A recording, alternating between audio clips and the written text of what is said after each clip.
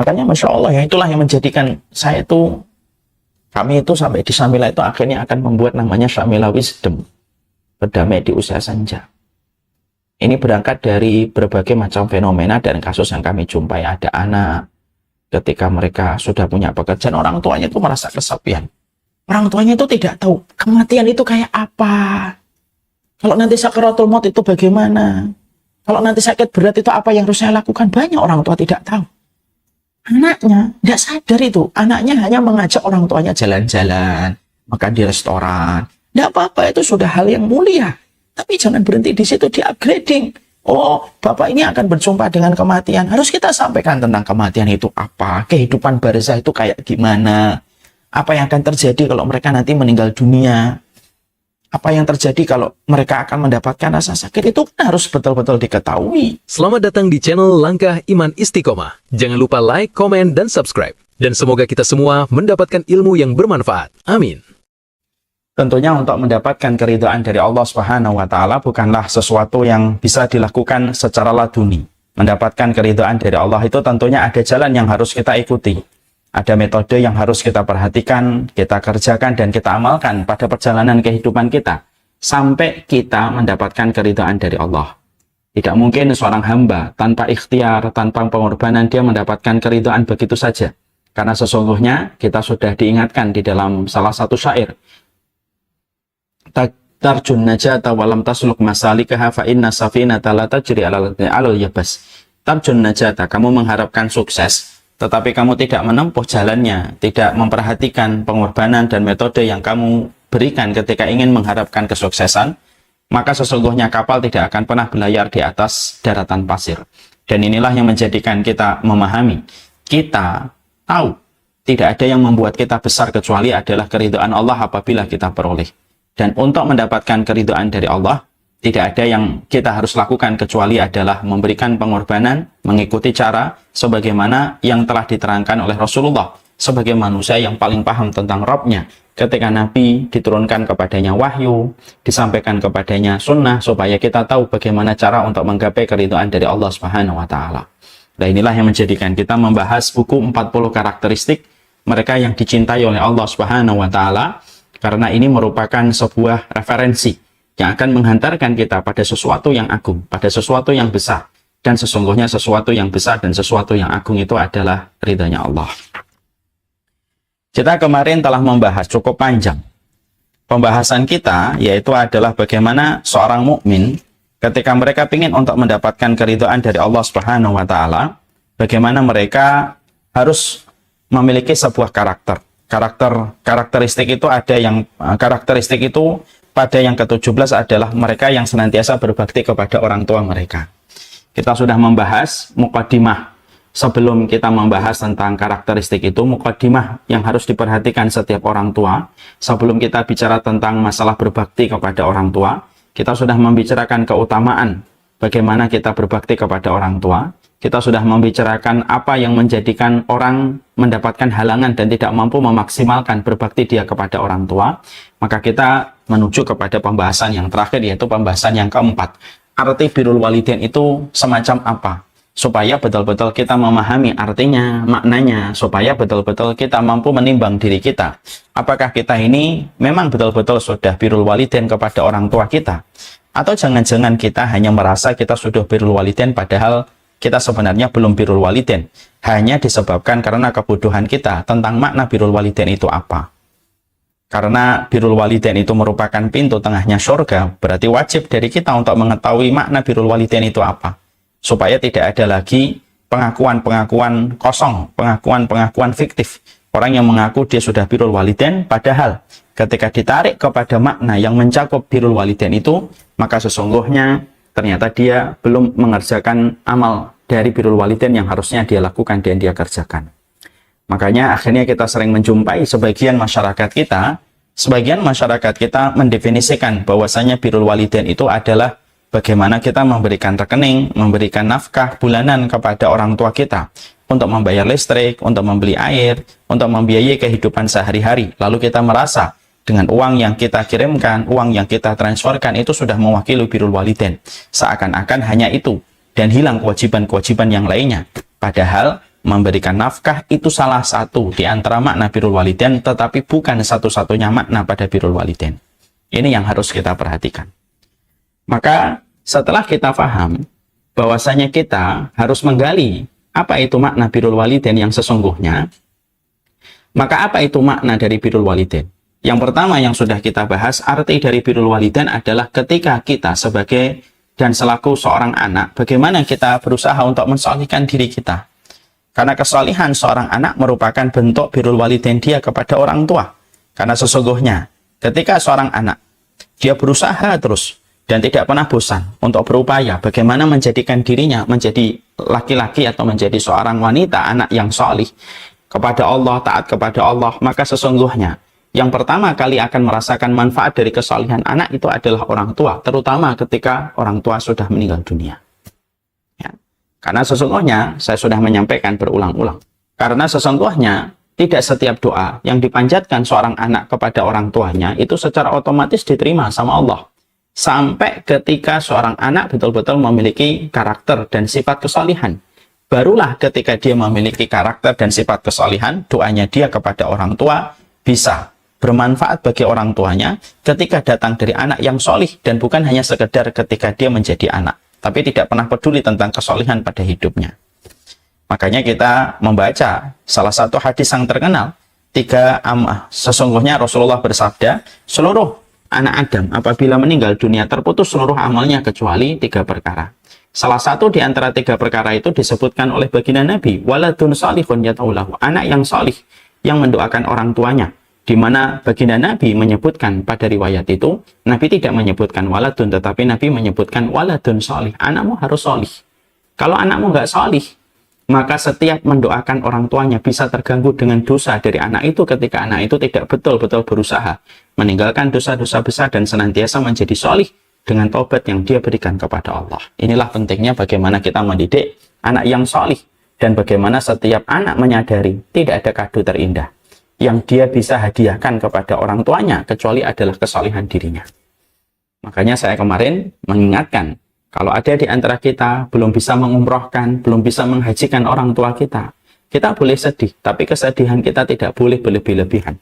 Tapi ketika kita walaupun belum bisa untuk memberikan haji, memberikan tiket umroh kepada orang tua kita, tapi setiap harinya kita melakukan ketaatan kita kepada Allah, berusaha komitmen untuk menahan diri kita dari segala macam yang dilarang dan dimurkai oleh Allah, maka kesolihan itu pun merupakan bagian hadiah terindah, walaupun mungkin pada saat ini dia belum sempat dan belum bisa untuk memberikan tiket haji dan umrah kepada orang tuanya. Dan itulah yang kita harus paham yang pertama. Sudah kita bahas panjang lebar. Yang kedua, arti birrul walidain itu adalah memberikan yang terbaik. Artinya tidak gampang untuk mengatakan tidak bisa kepada orang tua dengan berbagai macam alasan dan berbagai macam udzur yang begitu mudah untuk dibuat dan begitu mudah untuk direkayasa udzurnya kepada orang tua, hanya karena dia begitu gampang untuk mengatakan kepada bapak dan ibunya, maaf saya tidak bisa, kecuali memang betul-betul udzur dia tidak bisa. Maka sesungguhnya makna birrul walidain itu adalah memberikan yang terbaik pada setiap respon yang diberikan seorang anak terhadap permintaan setiap orang tua, selama permintaan itu merupakan permintaan yang tidak bertentangan dengan syariat dan tidak bertentangan dengan kitabullah dan tidak bertentangan dengan apa yang ada di dalam sunnah. Makanya kita melihat bagaimana kisah nyata seorang Uwais Al-Qarni ketika beliau mendapatkan permintaan dari seorang ibu yang lumpuh yang ada di kota Yaman, yang jarak terbentang antara Yaman dengan kota Mekah 1119 km. Ibunya pengen haji, padahal kondisinya pada kondisi lumpuh. Sampai akhirnya Uwais Al-Qarni tidak menampik perkataan dan permintaan dari ibunya, tidak mengatakan kepada ibunya bahwasanya haji sudah tidak wajib bagi ibu karena ibu sudah lumpuh. Karena sesungguhnya syaratnya haji itu mampu, dan salah satu makna mampu itu mampu secara kesehatan. Sama sekali Uwais Al-Qarni tidak memberikan alasan-alasan itu. Kalaupun Uwais Al-Qarni menyampaikan alasan itu pun diterima, karena memang pada hakikatnya memang ibunya Uwais Al-Qarni itu memang sudah tidak diwajibkan untuk haji dengan kondisinya beliau yang lumpuh.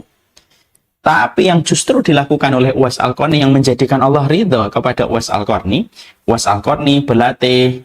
Beliau sebelum berlatih, beliau membeli anak sapi, beliau latih dirinya untuk naik turun bukit, supaya betul-betul melatih masa ototnya, bagaimana mengasah energinya, sampai ketika beliau merasa sudah kuat dan sudah saatnya, beliau menggendong ibunya 1119 km dari Yaman menuju ke Mekah, balik lagi 1190 km dari Mekah menuju ke Yaman, dan itu dibuktikan oleh Uwais Al-Qarni supaya memberi arti kepada kita. Arti birrul walidain itu adalah memberikan yang terbaik dan tidak gampang menolak permintaan dan permohonan mereka.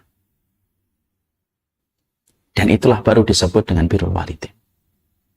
Sekarang kita sering menjumpai banyak anak itu suka berkata, saya nggak bisa bu, saya nggak bisa pak. Begitu mudah bersembunyi di balik setiap alasan yang dia miliki ketika sudah berbicara pada permintaan dan permohonan seorang bapak dan seorang ibu. Terkadang kita juga menjumpai karena alasan-alasan yang remeh, alasan hobi, alasan bermain, ataupun alasan-alasan yang sebenarnya masih bisa untuk dipending, untuk mendahulukan dan memprioritaskan apa yang menjadi urusan orang tuanya. Tapi karena kita tidak memberikan sifat birrul walidain dengan memberikan yang terbaik dan totalitas di dalam memberikan khidmah, akhirnya apa? Orang tua selalu menjadi prioritas kesekian nomornya setelah prioritas-prioritas dari masalah-masalah yang lain. Dan itu bukan arti dari birrul walidain. Itu yang kedua. Sekarang mari kita bahas yang ketiga. Para ulama lalu mengatakan arti birrul walidain yang ketiga, yaitu adalah bagaimana setiap anak ketika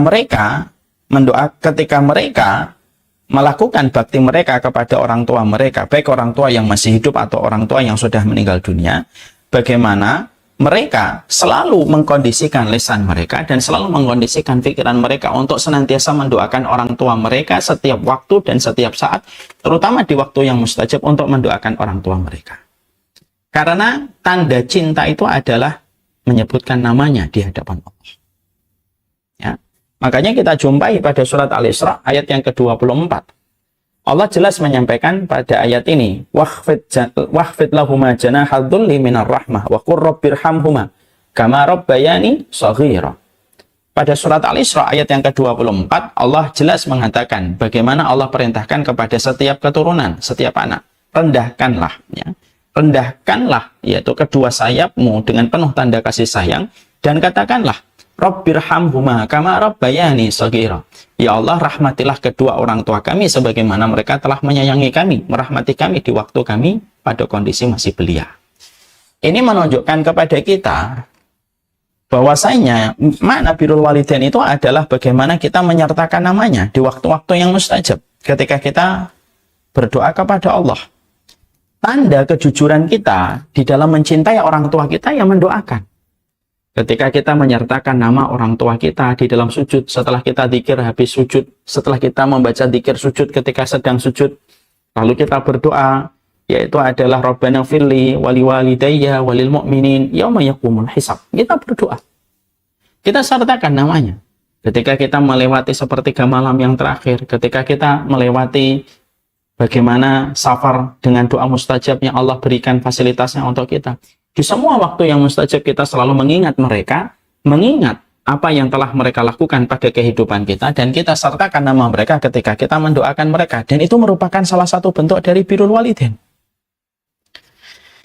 Ya, makanya kita tentunya sangat kenal sekali dengan sebuah riwayat bagaimana kita menjumpai dan bagaimana kita mendapati ada seorang wanita yang ditinggikan derajatnya di surga, ditinggikan derajatnya di surga. Maka wanita ini bertanya kepada Allah, apa yang menjadikan saya masih ditinggikan derajatnya di surga padahal saya sudah meninggal dunia? Apa amalan yang membuat saya mendapatkan fasilitas untuk terus ditinggikan di dalam surga? Maka pada saat itu dijawab, bi istighfari ibnik. Ya, ini adalah karena permintaan ampunan yang disampaikan oleh anakmu, permintaan ampunan itulah yang menjadikan selalu engkau ditinggikan derajatnya di surga.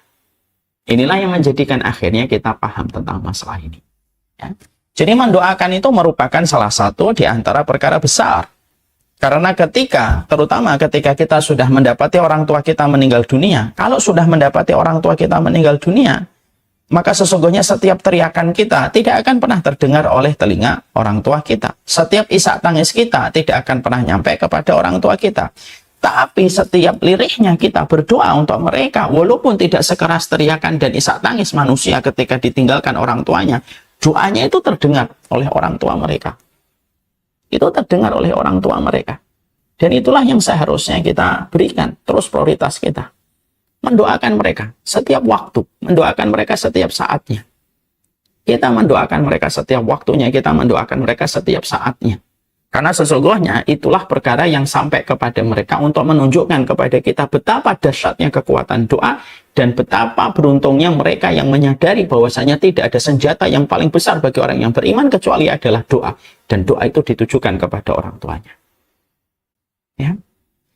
Ini juga berlaku pula ketika kita menjumpai dan mendapati orang tua kita. Mungkin tidak sebagaimana yang kita harapkan. Orang tua kita masih hidup. Lalu ternyata orang tua kita melakukan perkara-perkara yang menurut kita melampaui batas. Doakan. Bisa jadi orang tua kita hari ini mereka melampaui batas disebabkan kita selaku keturunan tidak betul-betul mendoakan mereka dengan tulus dan menyertakan namanya ketika kita mengadu kepada Allah. Karena doanya anak datang dari hati yang tulus itu ya mustajab betul, dan itu besar posisi dan kedudukan doa, soalnya doanya seorang anak, dan ini merupakan bentuk birrul walidain. Saya punya kisah nyata, ada seorang anak ketika saya masih SMP mengadukan tentang bapaknya yang tidak pernah sholat. Bapaknya tidak pernah sholat, sama sekali tidak pernah sholat, betul-betul Islam abangan.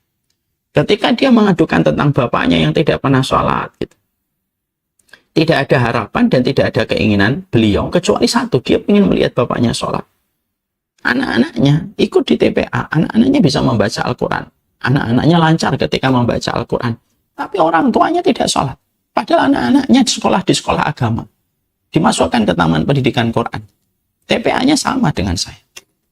Maka ketika itu menjadi sebuah keinginan, tidak ada yang dilakukan anak itu kecuali terus berdoa. Dia terus berdoa, dia terus berdoa, dia terus berdoa kepada Allah. Setahun dia berdoa tidak dikabulkan oleh Allah. 2 tahun dia berdoa belum dikabulkan oleh Allah. 3 tahun dia berdoa belum dikabulkan oleh Allah. Sampai akhirnya 5 tahun berlalu dan dia tidak pernah bosan untuk berdoa. Akhirnya setelah 5 tahun berdoa, Allah kabulkan. Allah jadikan hati bapaknya tersentuh. Satu hari pada hari Jumat, beliau tiba-tiba meminta sarung. Tiba-tiba beliau ingin untuk sholat Jumat. Padahal selama ini tidak pernah menginjakkan kaki untuk melaksanakan sholat Jumat. Akhirnya sholat Jumat beliau ke masjid kampung. Setelah itu pulang sempat membuat geger omongan beberapa tetangga yang ikut senang. Wah, sekarang sholat gitu. Karena mereka juga mengenalnya sebagai seorang muslim abangan. Akhirnya sholat. Dan akhirnya menjaga sholatnya. Tidak lama 2 tahun, 3 tahun setelah itu beliau meninggal dunia. Dan ternyata ketika saya melihat, ini salah satunya disebabkan karena doanya seorang anak yang tidak pernah berhenti berharap kepada Allah supaya Allah menggenggam hati bapaknya di dalam ketaatan, menyentuh hati dan jiwa bapaknya supaya mendirikan sholat. Dan betul-betul terjadi, akhirnya mendirikan sholat. Makanya makna birrul walidain yang ketiga itu apa? Makna birrul walidain yang ketiga itu adalah, ya bagaimana kita mendoakan. Apapun kekecewaan yang pernah kita lalui, baik mungkin ketika orang tua kita dulu tidak maksimal ketika merawat kita, mungkin ada hal-hal yang tidak sesuai harapan kita ketika kita dulu dididik sama orang tua kita, bagaimanapun tetap maafkan. Dan cara kita memaafkan adalah tulus bagaimana kita mendoakan mereka dan memberikan kesaksian kepada Allah. Walaupun mungkin orang tua kita punya kekurangan, tapi kita jangan pernah bosan untuk bersaksi di hadapan Allah bahwasanya orang tua kita itulah yang terbaik ketika merawat kita selaku hambanya Allah. Katakan kepada Allah, ya Allah, saya ini adalah hambamu, saya dirawat baik oleh kedua orang tua yang engkau titipkan aku kepada mereka. Doa sama Allah. Mintalah kebaikan. Supaya nanti ketika kita tulus mendoakan orang tua kita, anak-anak kita pun akan tulus dan setia mendoakan kita setiap waktu dan setiap saat. Karena yang menjadi harapan kita itu ya anak. Makanya maaf ya, orang kalau sudah melewati angka 40, contohnya saya, kalau sudah melewati angka 40, maka kita harus paham kalau sudah melewati angka 40, tidak ada yang paling penting efektif dalam satu amal itu kecuali adalah yang paling efektif dalam sisa kehidupan kita itu apa? Betul-betul memperhatikan dan berkonsentrasi kepada anak kita dan pendidikan anak kita. Karena apa? Karena mereka lah yang paling setia mendoakan kita. Mereka lah yang paling setia mengingat kita. Memori mereka tentang kita tidak akan mudah terhapus. Terutama ketika kita menjadi orang tua yang terus membersamai mereka, maka itulah yang akan menjadikan kita beruntung ketika kita mendapatkan doa dari mereka. teman-teman kita, berapa lama teman-teman kita akan mendoakan kita? Teman-teman kita akan mendoakan kita 3 hari, setelah itu mereka akan lupa dengan keberadaan kita. Orang yang tidak terlalu mengenal kita mungkin akan mendoakan kita pertama kali mendapatkan kabar Umar kita meninggal dunia. Mungkin langsung berdoa sebentar. Tapi apakah bertahan doanya setiap waktu? Enggak. Karena kita mungkin tidak terlalu mengenalnya secara personal. Sahabat yang mengenal kita secara personal pun berapa lama mereka akan mendoakan kita? 1 pekan. Setelah itu mereka akan kembali kepada urusan mereka masing-masing. Karena mungkin tidak terikat secara dalam dengan kita. Tapi siapa yang paling setia mendoakan kita? Yo, anak yang paling setia mendoakan kita. Kenapa? Memori bapak dan ibunya. Terutama ketika bapak dan ibunya betul-betul melaksanakan kewajiban sebagai orang tua. Memori itulah yang akan terus ada pada pikiran anak. Dan tidak akan pernah dilupakan anak. Untuk terus mendoakan mereka supaya mereka dirahmati oleh Allah. Sebagaimana anak itu menjadi saksi bagaimana mereka diberikan rahmat oleh orang tua mereka. Ya, jadi itu yang ketiga. Doakan di waktu yang mustajab. Saya kalau boleh sharing ya, kalau saya berdoa di waktu sujud, setidaknya ada 5 yang selalu saya sertakan kalau memiliki waktu longgar. Yaitu adalah setelah membaca dzikir sujud, maka saya membaca doa supaya saya diberikan husnul khatimah. Allahumma rzuqni husnul khatimah. Yang kedua, diberikan oleh Allah hati yang istiqamah.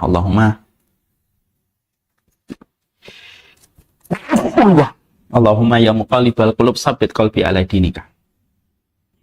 Yang ketiga yaitu adalah kita memohon kepada Allah supaya kita diberikan keikhlasan di dalam setiap ucapan dan perbuatan. Baru setelah itu kita berdoa Rabbana firli wa liwalidayya wa lil mu'minina yauma yaqumul hisab. Ya Allah, ampunilah diri saya, ampunilah kedua orang tua saya dan orang beriman ketika nanti di pengadilan Engkau, di pengadilan Allah. Itu kita ucapkan di setiap sujud. Bahkan kalau bisa sebelum salam pun kita mengucapkan kembali doa itu Rabbana firli wa liwalidayya wa lil mu'minin yauma yaqumul hisab, atau Rabbirhamhuma kama rabbayani shaghira, sebagaimana pada surat Al-Isra 24. Itulah yang menjadikan kita paham. Inilah yang menjadikan kita juga kalau boleh mengkaitkan. Mungkin ada sebagian orang kan nanya gitu, kenapa ya memori kita tentang orang tua kita, walaupun orang tua kita sudah meninggal 10 tahun yang lalu, 15 tahun yang lalu, tapi kenapa memori kita selalu ingat tentang mereka? Salah satu hikmahnya, kalaupun engkau sudah diwafatkan bapak dan ibumu, tapi memorimu tentang orang tuamu tidak pernah hilang. Itu salah satu hikmahnya, supaya kamu tetap setia mendoakan mereka setiap waktu dan setiap saat. Ini yang menjadikan kita memahami betul. Ini yang ketiga, arti birrul walidain, yaitu adalah bagaimana arti birrul walidain itu adalah selalu senantiasa mendoakan, tidak pernah bosan dan tidak pernah letih di dalam kita mendoakan mereka. Ini yang ketiga. Yang keempat, ya, arti dari birrul walidain yang keempat yang dikatakan oleh para ulama, yaitu adalah menemani mereka dalam setiap hari-hari yang mereka lewati, dalam setiap aktivitas-aktivitas yang mereka kerjakan. Tentunya kita diperintahkan bukan kita hanya diperintahkan sekedar mengirimkan transfer, tapi diperintahkan kita untuk selalu dekat dengan mereka, menemani hari-hari mereka, menemani kebersamaan dengan mereka pada setiap waktu yang kita miliki bersama dengan mereka. Makanya salah satu di antara kebahagiaannya orang tua itu kadang-kadang sederhana, ketika rumahnya tidak terlalu jauh dengan rumah anaknya. Makanya kalau bisa, kalau seorang penuntut ilmu, mari kita mencontoh Abu Hurairah. Abu Hurairah itu ketika memilih rumah, tidak jauh dari rumah ibunya.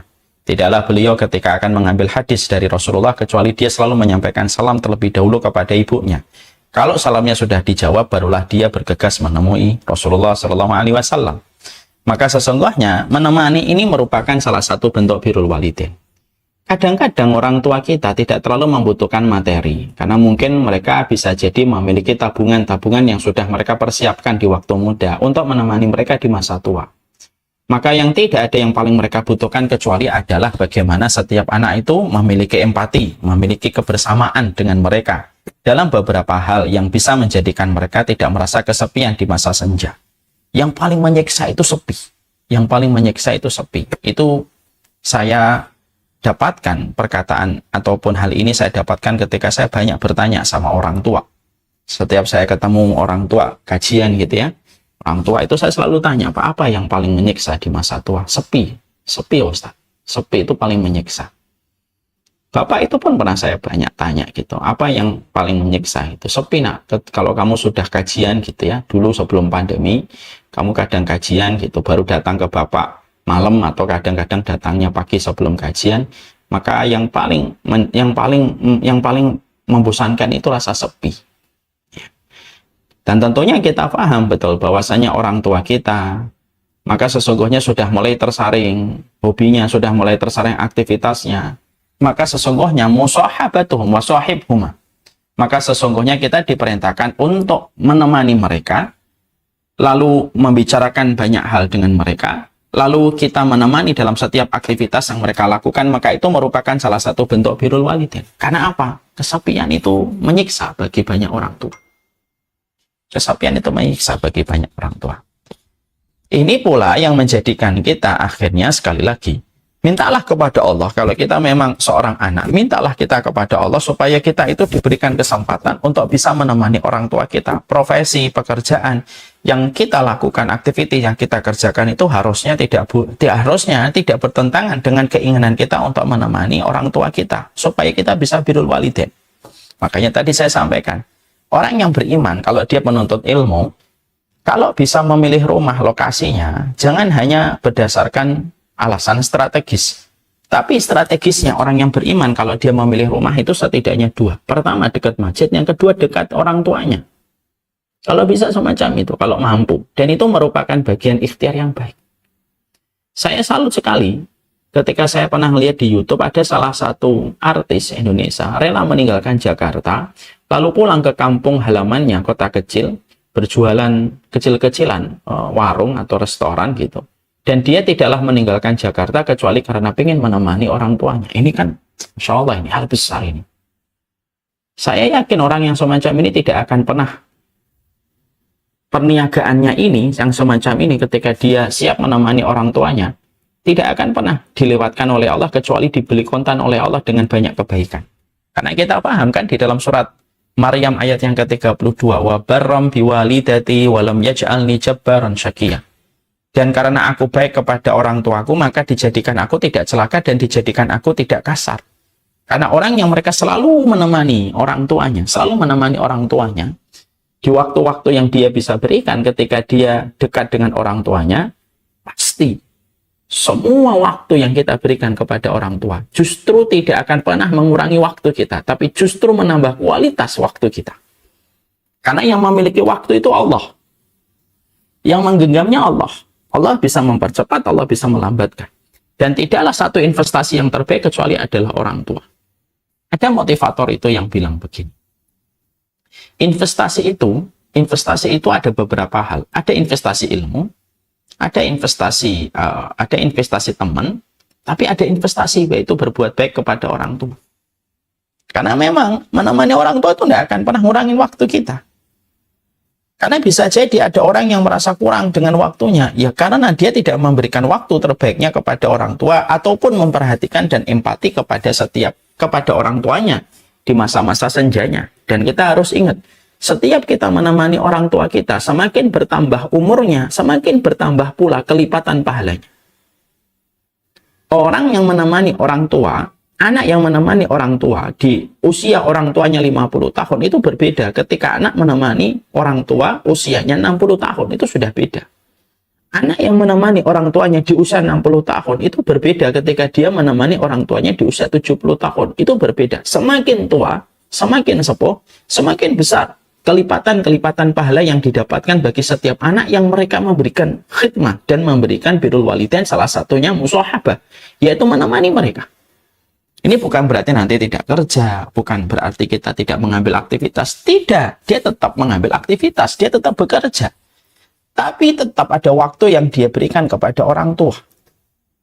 Makanya mintalah kepada Allah supaya suami kita ataupun anak-anak kita berdoa supaya diri kita lalu diberikan oleh Allah kesempatan untuk tetap dekat dengan orang tua kita. Dan itu anugerah besar. Itu kenikmatan besar sekali. Yang mana kenikmatan itu tidak akan terulang dua kali. Menemani orang tua di waktu sepuh itu Mungkin agak merepotkan. Tapi bagi orang yang beriman itu tidak ada kerepotan pada satu jalan yang disebut dengan pintu tengahnya surga. Ya. Makanya sering sekali saya menyampaikan, kalau menyampaikan nasihat pernikahan sama mereka yang baru menikah, jangan pernah jauh-jauh memilih rumah selama masih punya kesempatan. Rumah kita dekat dengan rumah orang tua kita, ambil rumah yang dekat dengan orang tua kita, jangan meninggalkan. Mungkin terkadang ketika kita mengambil posisi rumah kita dekat dengan rumah orang tua kita, maaf ya, mungkin terkadang gajinya cuma 10 juta. Beda kalau kita mungkin harus ke luar negeri, mungkin gajinya sampai 50, sampai 80, sampai 100 juta. Tapi 10 juta itu keberkahannya kalau kita niatkan untuk menemani orang tua, bisa jadi keberkahannya itu mengalahkan mereka yang punya gaji 100 juta tapi berjauhan dengan orang tuanya. Tapi orang tua saya ridho kok Ustaz, mengizinkan. Memang betul. Orang tua mah tidak akan tega untuk mengatakan dan mengatur kepada anaknya supaya anaknya dekat dengan mereka. Mereka selalu mengatakan, sudah silahkan tinggalkan aja. Yang penting abang-abang, anak-anakku ini insya Allah mapan. Orang tua pasti mengatakan itu.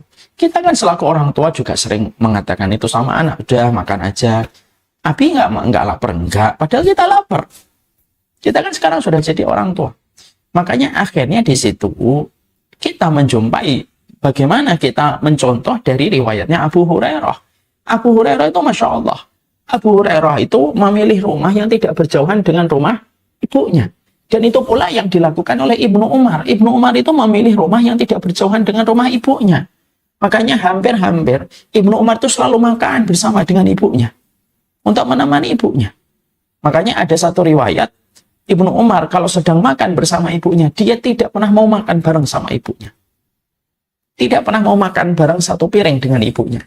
Ketika ada seseorang yang bertanya sama Ibnu Umar, kenapa kamu tidak mau makan bersama ibumu? Dan kamu selalu tunggu ibumu selesai baru kamu makan. Padahal ibumu mengajakmu untuk makan. Iya, aku khawatir. Kalau nanti saya makan bersama ibu saya dengan satu piring, ada salah satu lauk yang ada di piring itu yang dilirik oleh ibu saya. Gara-gara saya menemani beliau makan, maka dia memberikan lauk itu kepada saya, tetapi tidak jadi mengambil lauk itu untuk dirinya. Saya tidak mau kayak gitu. Saya biarkan ibu saya makan dulu, saya dapat sisanya. Perkataan Ibnu Umar itu menunjukkan bahwasanya rumahnya Ibnu Umar itu tidak terlalu jauh dari rumahnya ibunya. Dan kita juga menjumpai bagaimana Abu Hurairah pun sama. Kenapa? Para ulama-ulama besar, para sahabat-sahabat itu mereka membangun rumah yang tidak terlalu jauh dari rumah ibu mereka. Nah, alasannya itu simpel gitu. Gimana kita bisa berjauhan dengan pintu tengahnya surga kita? Ya. Makanya beruntung sekali kalau ada di antara kita yang mereka mendapatkan kesempatan ibunya itu mau hidup sama mereka. Lalu kita mendapatkan istri yang selalu menyokong kita dan mendukung kita gitu. Lalu istri kita sabar gitu. Lalu istri kita bisa mengatakan sama kita, enggak apa-apa, Pak, enggak apa-apa ya, enggak apa-apa, Bi, gitu. Nemenin orang tua kita itu enggak lama. Ini istri yang luar biasa. Kalau sudah betul-betul mendukung kita untuk terus taat kepada orang tua kita. Ya. Tapi kalau ada seorang istri yang justru malah cemburu dengan orang tua dari suaminya, bahkan akhirnya melakukan tindakan yang melampaui batas, kita khawatir apabila ada seorang wanita yang semacam ini, Allah pasti balas itu. Sebelum dia mati, akan dijadikan bagaimana dia merasakan berbagai macam masalah sebelum dia mati. Sebagaimana dia selalu menimbulkan masalah bagi setiap orang tua di masa senjanya. Maka inilah yang menjadikan kita paham, menemaninya itu merupakan hal terpenting. Maka mintalah kepada Allah ketika kita itu memang bisa memohon kepada Allah supaya diberikan jalan rezeki kita itu yang tidak jauh dengan pintu tengahnya surga. Kita memohon kepada Allah supaya kita diberikan satu rumah yang tidak terlalu jauh dari pintu tengahnya surga kita, yaitu adalah rumah orang tua kita. Kalaupun kita misalkan rumah di sini jarak 100 meter, supaya kita bisa mengunjungi kalau pagi, nanti kalau malam bisa mengunjungi lagi setiap waktu, pasti bahagia, pasti tenang.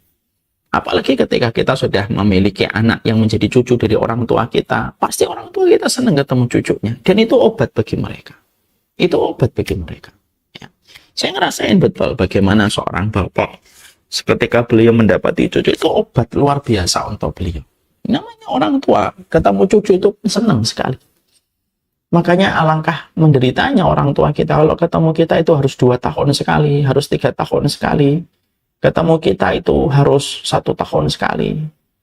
Kalaupun itu terjadi, setidaknya akhirnya harus diantisipasi dengan diganti dengan wasilah banyak menelpon setiap waktu. Setiap saat itu saling menelpon.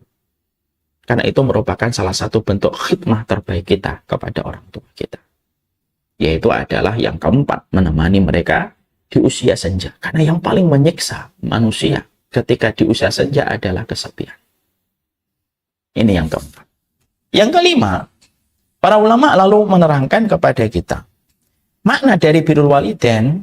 Setelah kita membahas yang keempat, yang kelima itu apa? Yaitu adalah bagaimana kita tetap memberikan ilmu kepada mereka, terutama pada petunjuk-petunjuk yang mereka belum kenal dan belum mereka pelajari.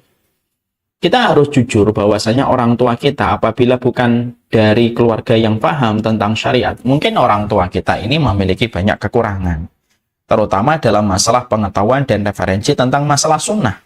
Dia masih kurang di dalam referensi masalah sunnah. Kewajiban kita selaku anak, yaitu ketika kita poin yang pertama itu mensolihkan, maka poin yang kelima itu apa? Dia terus belajar. Dan apapun yang dia pelajari harus disampaikan kepada orang tua dengan cara yang terbaik. Dengan cara yang terbaik. Dengan cara yang bisa diterima oleh orang tua itu ketika mendapatkan asupan ilmu dari seorang anak. Maka ini yang perlu untuk diperhatikan. Banyak anak hari ini, di antara fenomena yang terjadi, banyak anak yang mereka terus belajar. Dia ikut kajian kemana-mana. Tapi apa yang dipelajari pada kajian itu tidak pernah nyampe kepada orang tuanya. Tidak pernah nyampe kepada orang tuanya, lalu akhirnya berkomentar macam-macam tentang orang tuanya. Padahal dia pun tidak pernah aktif. Dia tidak pernah reaktif untuk menyampaikan setiap ilmu yang dia peroleh untuk disampaikan kepada orang tua. Khidmah, berbakti kepada orang tua itu salah satunya dengan ilmu. Sehingga ketika kita mendapatkan tambahan satu ilmu, maka tidaklah bertambahnya ilmu yang kita dapatkan, kecuali kita harus memberikan dan menyampaikan ilmu itu kepada orang tua kita. Dengan bahasa yang sesederhana mungkin, yang mudah difahami oleh mereka. Jangan menjadi seorang anak yang sama sekali tidak ada ghirah, tidak ada semangat untuk menyampaikan ilmu. Kita tahu betul kehidupan kita berikutnya sangat tergantung bagaimana proses kita mendapatkan ilmu dan mengamalkan ilmu. Man salaka tariqan yaltamisu fihi ilman salallahu lahu tariqan ilal jannah. Ini kan hadisnya ternyata. Kehidupan akhirat itu sangat tergantung dengan ilmu. Ketika kita memahami kehidupan akhirat sangat tergantung dengan ilmu, dan siapapun yang melapangkan jalannya untuk mendapatkan ilmu, Allah yang akan melapangkan jalannya nanti ke surga. Orang tua kita kan dekat. Orang tua kita sekarang lebih dekat dengan kehidupan akhiratnya. Ya. Ketika kita sadar, sesadar-sadarnya bahwasanya orang tua kita sudah dekat dengan akhiratnya, maka tentunya kita paham, berarti tidak ada yang paling dibutuhkan oleh orang tua kita kecuali ilmu. Yang kita peroleh, kita peres-peresannya sebagaimana peresan air kelapa. Peresan itulah yang kita berikan kepada orang tua, supaya orang tua kita paham, orang tua kita ngerti, mampu mengamalkan sebelum dia berjumpa dengan Allah pada kematian yang Allah kirimkan. Makanya harusnya apa? Ibu-ibu di sini misalkan majelis taklim ar-royan, itu harusnya ketika mengkaji satu kitab atau satu pembahasan, jangan hanya berhenti di handphone kita, jangan hanya berhenti di iPad kita. Lalu kita tulis semua konklusi atau semua kesimpulannya, tapi sudah selesai. Enggak. Telepon orang tua kita, datengin orang tua kita, sampaikan hari ini saya belajar tentang ini, Ibu. Saya hari ini belajar tentang karakteristik orang yang dicintai oleh Allah, orang yang zuhud. Zuhud itu artinya apa? Sampaikan pelan-pelan, sesuai dengan bahasa yang bisa memudahkan mereka untuk paham. Sodakohnya ilmu itu menyampaikan. Sodakohnya ilmu itu mengajarkan. Kalau setiap penuntut ilmu selalu menyadari tentang kewajiban dia untuk menyebarkan ilmu, karena sodakohnya ilmu itu adalah menyebarkan. Masya Allah itu. Saya itu yakin betul bahwasanya kebaikan di masa mendatang itu akan lebih maksimal kita peroleh dengan cepat kalau kita itu betul-betul melaksanakan ini. Makanya akhirnya kita berikan ilmunya. Jangan sampai akhirnya kita menganggap, udahlah orang tua saya tidak mungkin paham. Lu kalau kamu sudah suudzon kepada orang tuamu, terus siapa yang akan husnudon kepada orang tuamu kalau kamu sama orang tuamu suudzon? Kalau tidak mungkin lah ajaran sunnah kayak gini orang tua saya akan paham. Lu gimana sih? Bukankah kamu lahir dari rahimnya? Semua ilmu yang kamu peroleh, otak yang kamu dapatkan itu salah satunya dari apa yang dulu disuapkan oleh ibumu sampai melahirkan dirimu. Dan salah satu bentuk terbaik kita birrul walidain itu apa? Salah satu bentuk terbaik dalam kita birrul walidain itu berbagi ilmu.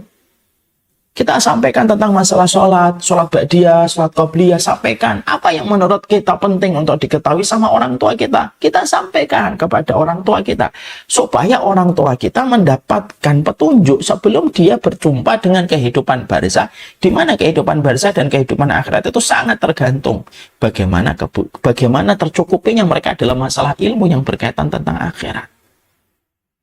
Ya. Makanya Masya Allah ya, itulah yang menjadikan kami itu sampai di Syamila itu akhirnya akan membuat namanya Syamila Wisdom, berdamai di usia senja. Ini berangkat dari berbagai macam fenomena dan kasus yang kami jumpai. Ada anak ketika mereka sudah punya pekerjaan, orang tuanya itu merasa kesepian. Orang tuanya itu tidak tahu kematian itu kayak apa. Kalau nanti sakaratul maut itu bagaimana? Kalau nanti sakit berat itu apa yang harus saya lakukan? Banyak orang tua tidak tahu. Anaknya tidak sadar itu. Anaknya hanya mengajak orang tuanya jalan-jalan, makan di restoran. Tidak apa-apa, itu sudah hal yang mulia. Tapi jangan berhenti di situ, di-upgrading. Oh, bapak ini akan berjumpa dengan kematian. Harus kita sampaikan tentang kematian itu apa, kehidupan barzah itu kayak gimana, apa yang akan terjadi kalau mereka nanti meninggal dunia, apa yang terjadi kalau mereka akan mendapatkan rasa sakit, itu kan harus betul-betul diketahui. Karena banyaknya kasus orang tua yang mereka melewati angka 50, 60, tidak tahu apa-apa tentang apa yang harusnya mereka ketahui. Insya Allah. Nah itulah, kalau boleh saya agak sedikit menyimpang dari tema, makanya kami di Syamila akan mengadakan Syamila Wisdom. Syamila untuk orang tua. Di atas 50 tahun, terutama yang di atas 60 tahun, kita ingin ngasih sebuah narasi ini loh tentang kehidupan barzah. Bagaimana menghadapi kematian, bagaimana kalau kita sudah tua itu harus selalu berbaik sangka sama Allah, supaya kita terus yakin dengan rahmatnya Allah. Itu kan harus disampaikan. Ya, itu harus disampaikan itu. Dan salah satu kewajiban kita kepada orang tua kita itu adalah bagaimana orang tua kita itu harus mendapatkan asupan ilmu. Ya, banyak kondisinya, ada yang kondisi ideal. Kondisi ideal itu orang tuanya betul-betul berilmu, anaknya berilmu, itu kondisi ideal. Itu pun tidak menghalangi mereka untuk saling transfer ilmu. Tapi yang banyak terjadi di masyarakat hari ini, banyak orang tua lahir produk-produk 60-an, produk 70-an, produk 80-an, yang ternyata mereka yang mungkin pada saat itu dakwah belum menggeliat sebagaimana hari ini. Ketika dakwah itu begitu semarak di banyak hal, kita bisa mendapatkan akses dakwah itu begitu mudah. Maka yang terjadi itu ketimpangan. Anaknya paham sunnah, anaknya ngerti tentang ilmu, tapi orang tuanya tertinggal di belakang. Lalu anaknya itu tidak pernah peduli untuk menyampaikan ilmu itu. Ya tidak bisa. Harus sampaikan gitu. Dan kita tidak hanya diperintahkan ketika berbakti itu hanya mengirimkan uang dan nafkah, tapi wajib bagi kita itu memberikan ilmu. Ini ada satu kejadian dulu di Kebayoran Lama. Ada seorang ikhwan ketika mau nikah, dia senang sekali. Lalu cerita, mengundang saya untuk menghadiri pernikahannya. Saat itu insya Allah saya akan datang. Ketika sudah menyanggupi mau datang, selang 2 pekan setelah itu, dia datang lagi ke saya, lalu sedih wajahnya. Saya kira pernikahannya batal, karena nampak wajah sedih itu menggelayut di wajahnya. Saya tanya, kenapa antum sedih, akhi? Iya Ustadz, gitu. Ternyata konsep pernikahan yang saya inginkan, yaitu pernikahan yang sesuai sunnah, begini. Ketika saya sampaikan kepada orang tua saya menolak semua konsep itu. Lalu berkata, udahlah nggak usah neko-neko, nikah itu gimana lumrahnya kayak orang-orang kebanyakan aja nak, gitu. Saya sedih Ustaz, nikahnya nanti kayak gitu. Orang tua saya malah belum paham tentang sunnah, malah justru menghalangi saya untuk mengamalkan. Saya tidak membela anak itu, tapi justru saya membela orang tuanya. Bukan membela pilihan orang tuanya, bukan. Tapi membela posisinya. Saya lalu ngomong sama Aina itu, loh, antum tuh sudah ngaji berapa lama? Ya sudah hampir 2 tahun lebih. Loh, kalau antum sudah ngaji selama itu, maka antum harusnya sudah menyampaikan masalah yang antum inginkan itu jauh-jauh sebelumnya. Dan antum harus sabar terus menyampaikan pelan-pelan kepada orang tua antum. Lah antum ngaji selama ini tidak pernah sharing kepada orang tua. Giliran ketika sudah mau menikah, tiba-tiba antum atur orang tua harus begini. Loh, antum siapa? Kenapa antum tidak aktif untuk menyampaikan ilmu? Kenapa antum tidak menjadi dai untuk orang tua antum? Karena salah satu makna birrul walidain itu menjadi dai untuk orang tua kita. Jadi menjadi dai untuk orang tua kita itu mulia gitu loh. Karena orang tua kita tuh kalau dapat ilmu dari anaknya itu pasti seneng. Pasti seneng. Selama kita selalu memperhatikan metode, selalu memperhatikan cara di dalam kita menyampaikan setiap kalimat-kalimat untuk mereka. Ya, saya aja dikasih tahu sama anak saya, seneng saya. Bi begini, bi ini begini, kita seneng dikasih tahu anak kita. Orang tua juga sama. Kalau kita menyampaikan dengan sabar, menyampaikannya tidak dalam kondisi marah, menyampaikannya tidak dalam kondisi emosi, menyampaikannya tidak dalam kondisi pengen menang-menangan, orang tua itu pasti senang mendapatkan ilmu dari anaknya.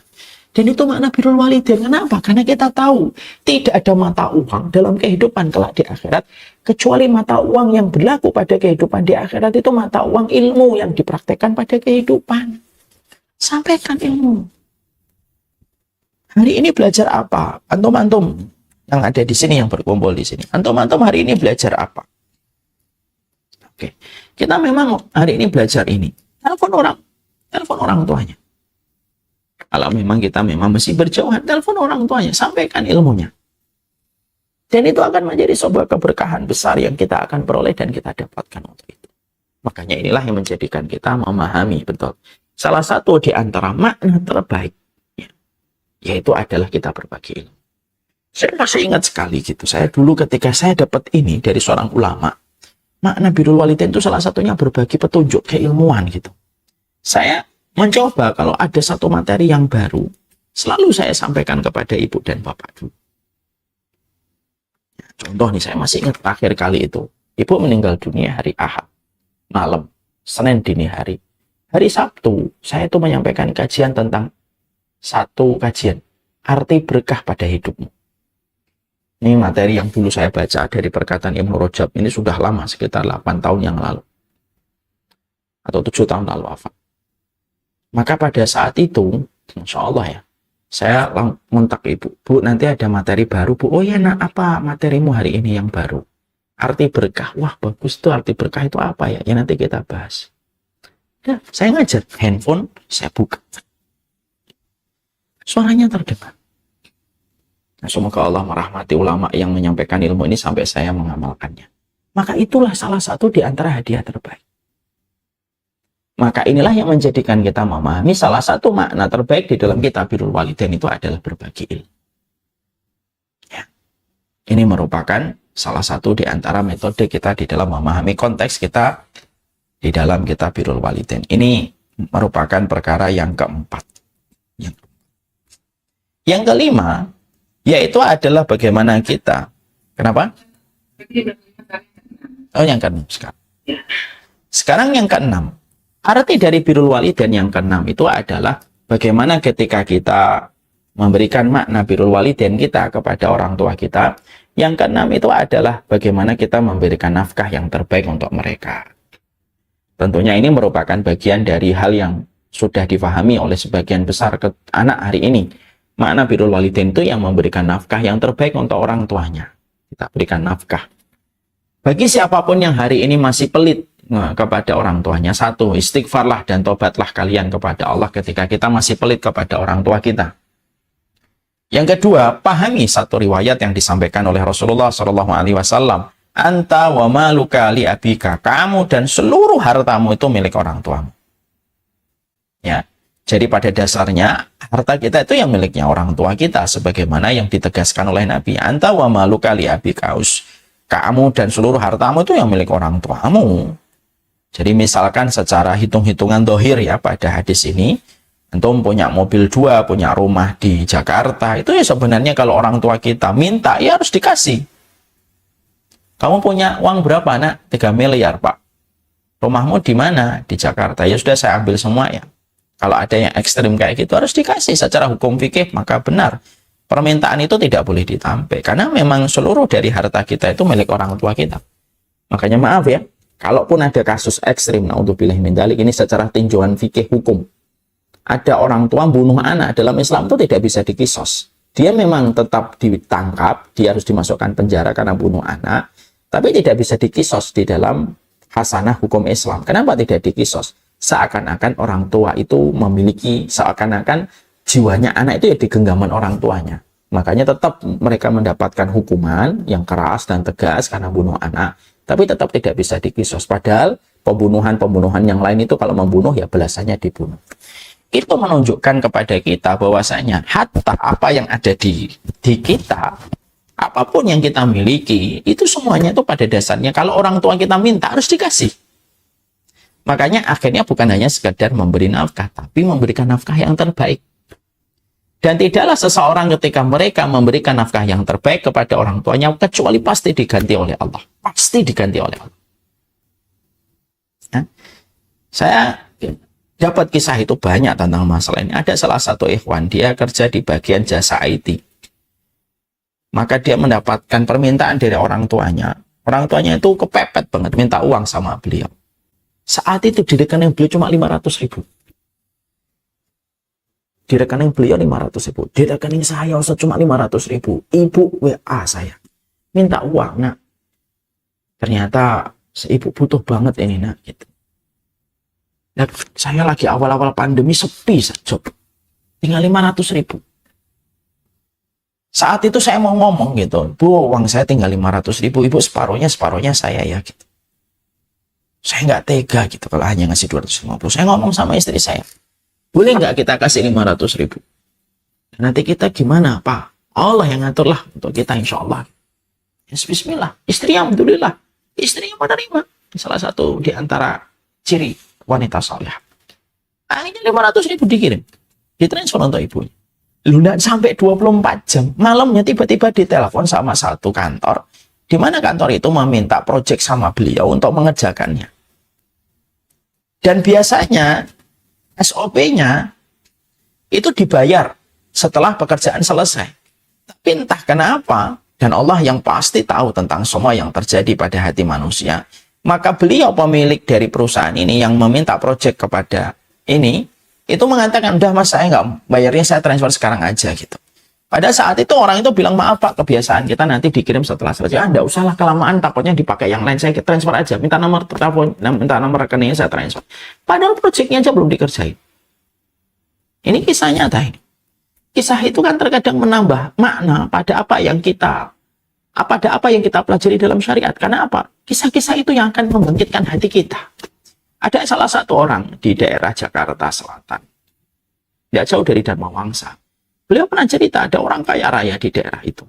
Cerita kepada saya, Masya Allah Ustaz. Ya, saya itu pernah pada tahun 97 atau 98 gitu. Saya itu Masya Allah mendapati tabungan saya akan beli mobil. Saat itu belum punya mobil. Qadarullah ada uang untuk membeli mobil. Lah orang tua saya itu kalau ngomongin haji itu semangat sekali. Walaupun tidak pernah minta untuk saya hajikan gitu. Tapi ketika saya akhirnya punya tabungan itu, bingung apakah saya beli mobil atau saya hajikan orang tua saya. Nilai uang pada saat itu cukup untuk 4 orang. Orang tua saya dan orang tua istri saya.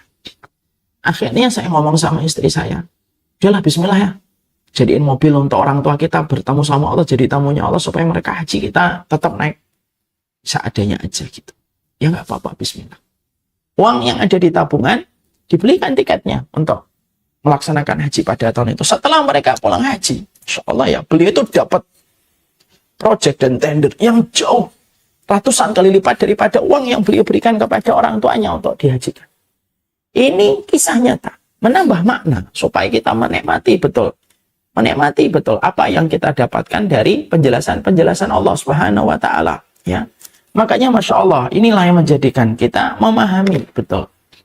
Bentuk kita di dalam kitab Birrul Walidain itu adalah yang memberikan nafkah yang terbaik.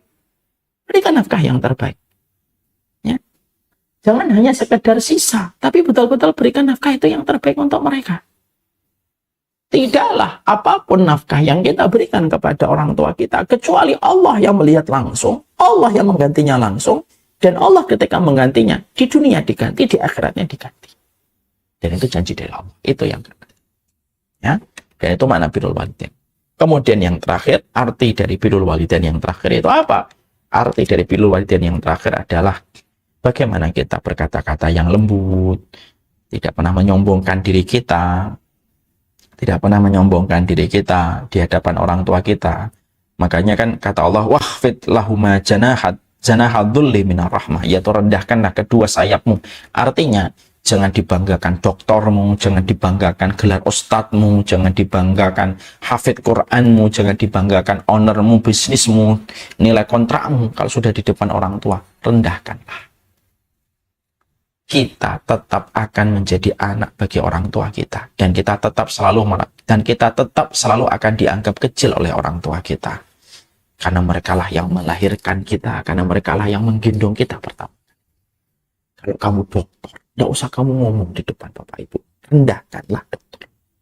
Kalau kamu ustadz, tidak usah kamu ngomong, pak saya ini ustadz pak, tidak usah.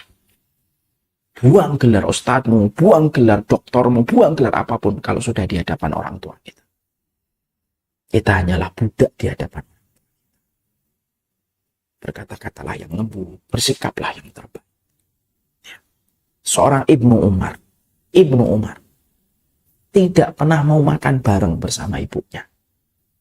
Karena khawatir kalau makanan yang dilirik oleh ibunya lalu tidak jadi diambil ibunya gara-gara saya makan bareng ibu saya dan ibu lebih merelakan itu dimakan saya.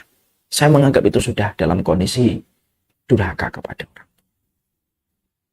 Makanya inilah yang menjadikan kita paham. Itulah arti dan makna dari birrul walidain. Semoga Allah merahmati kita. Semoga Allah memahamkan kita kepada perkara yang Allah cintai dan Allah ridhoi. Tinggal bagaimana praktik. Kalau orang tua kita sudah meninggal, bagaimana Ustaz? Kalau orang tua kita sudah meninggal, solihkan diri kita. Doakanlah yang terbaik. Yang ketiga, janganlah menjadi orang yang bakhil untuk berinfak. Dan infaklah atas nama orang tua. Salah satunya. Hari ini, mendapatkan rezeki 1-2 juta. 500.000. Saya infakkan atas nama bapak dan ibu. Cari orang fakir miskin. Berikan secara langsung untuk mereka. Atau kita niatkan dari awal setelah sepeninggal orang tua kita. Kita lalu berinfak. Lalu kita atas namakan orang tua kita. Ya Allah, bapak dan ibu saya sudah meninggal.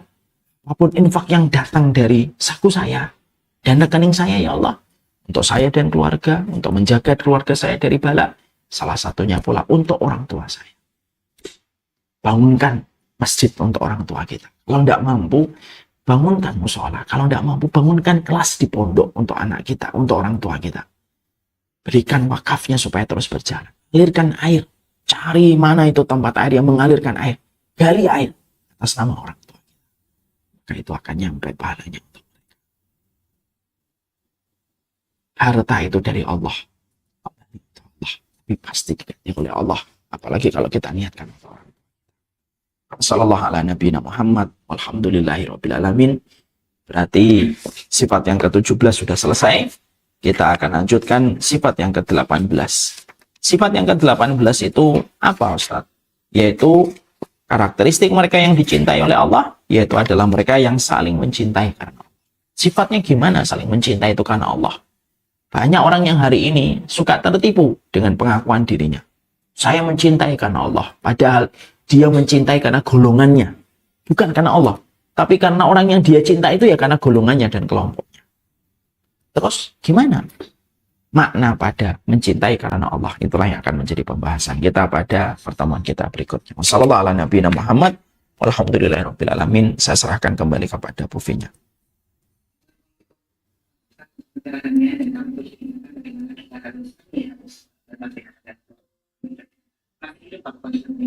Jadi Ustaz sudah menyampaikan poin ketiga bahwa kita akan mengatakan atau menurunkan orang tersebut pada saat kita berdoa saya.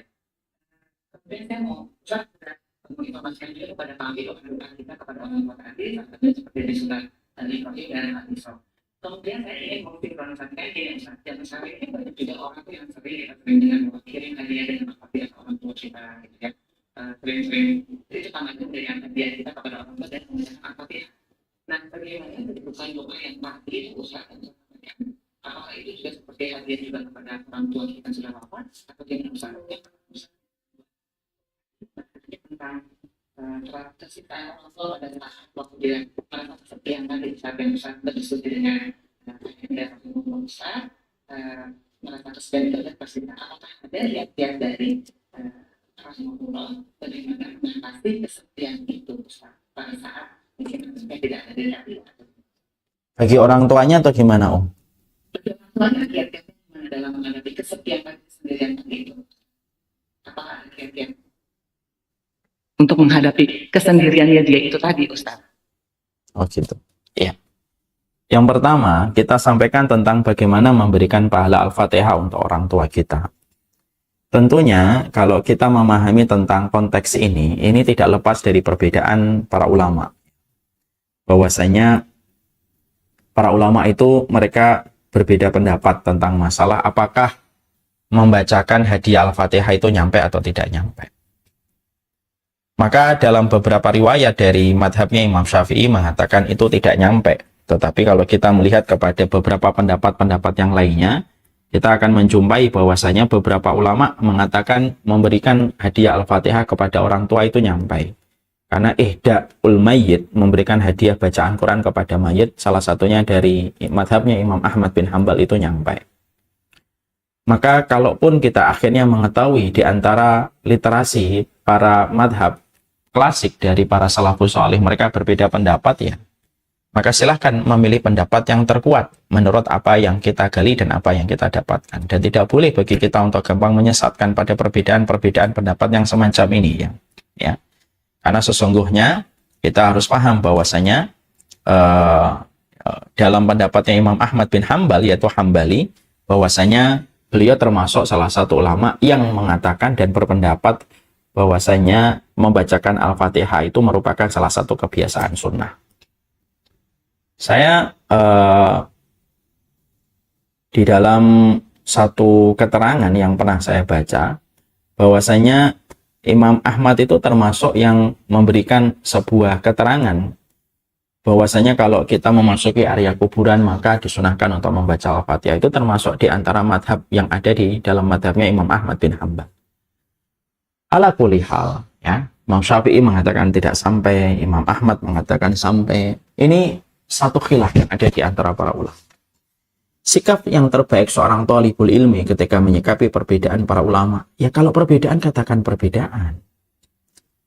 Janganlah kita sebagai seorang penyampai ilmu lalu dengan gegabah, lalu kita mewakili seakan-akan kita mengalahkan para ulama-ulama madhab yang sudah luar biasa muktabar ilmunya dan diakui. Hanya karena kita modal sebagai LC, lalu kita mengatakan ini bid'ah. Padahal ini merupakan perkara yang menjadi titik khilaf di antara para ulama. Saya termasuk yang memilih pendapat bahwasanya mendoakan langsung Allahumma firlahu warhamhu wa'afihi wa'afuanhu itu jelas.